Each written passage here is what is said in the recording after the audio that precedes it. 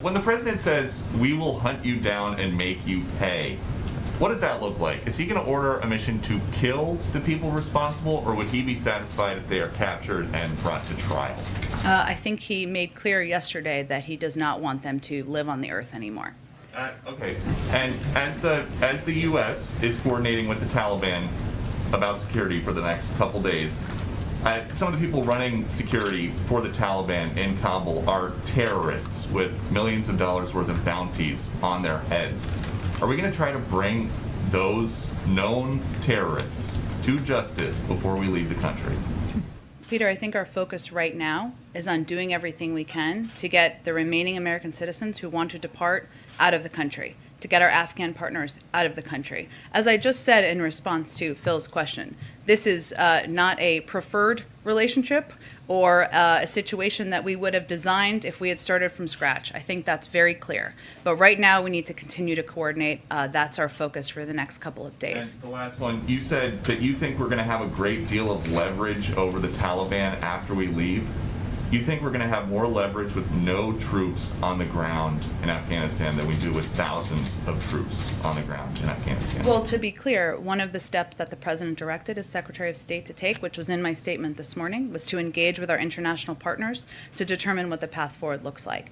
And there are key components here. The Taliban are going to want a functioning airport. So do we. There's an enormous amount of economic leverage that the global community has. That's something we need to work with our international partners on. As we have more to update you on, we will update you on it. To those who carried out this attack, as well as anyone who wishes America harm, know this: we will not forgive. We will not forget. We will hunt you down and make you pay. Not been a U.S. service member killed in combat in Afghanistan since February of 2020. You set a deadline, you pulled troops out, you sent troops back in, and now 12 Marines are dead. You said the buck stops with you. Do you bear any responsibility for the way that things have unfolded in the last 2 weeks? I bear responsibility for fundamentally all that's happened of late. But here's the deal. You know, I wish you'd one day say these things. You know as well as I do that the former president made a deal with the Taliban that he would get all American forces out of Afghanistan by May 1. In return, the commitment was made, and that was a year before.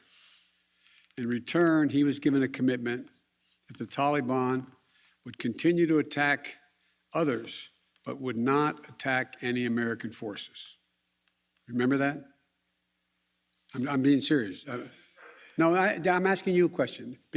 Because before... No, wait a minute. I'm asking you a question.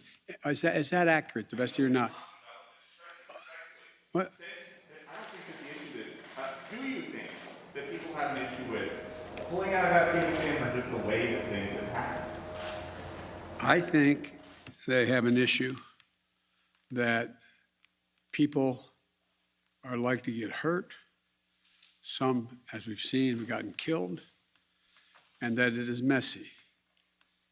The reason why, whether my friend will acknowledge it or has reported it, the reason why there were no attacks on Americans, as you said, from the date until I came into office, was because the commitment was made by President Trump. I will be out by May 1st. In the meantime, you agree not to attack any Americans. That was the deal. That's why no American was attacked. And you said, a few days ago, you said you squarely stand by your decision to pull out. Yes, I do, because look at it this way, folks, and I have another meeting for real. But imagine where we'd be if I had indicated on May the 1st I was not going to renegotiate an evacuation date. We were going to stay there.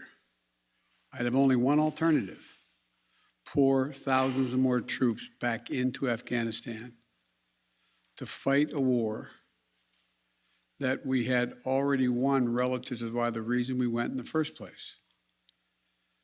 I have never been of the view that we should be sacrificing American lives to try to establish a democratic government in Afghanistan, a country that has never once in its entire history been a united country and is made up, I don't mean this in a derogatory, made up of different tribes who have never, ever, ever gotten along with one another.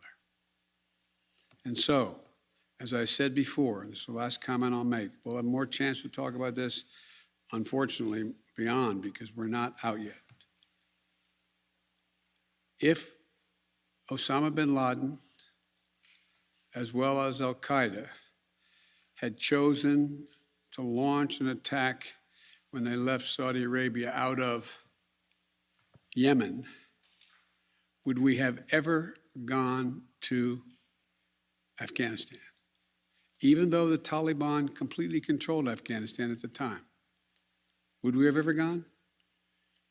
I know it's not fair to ask you questions, it's rhetorical, but raise your hand if you think we should have gone and given up thousands of lives and tens of thousands of wounded. Our interest in going was to prevent al-Qaeda from reemerging, first to get bin Laden, wipe out al-Qaeda in Afghanistan, prevent that from happening again.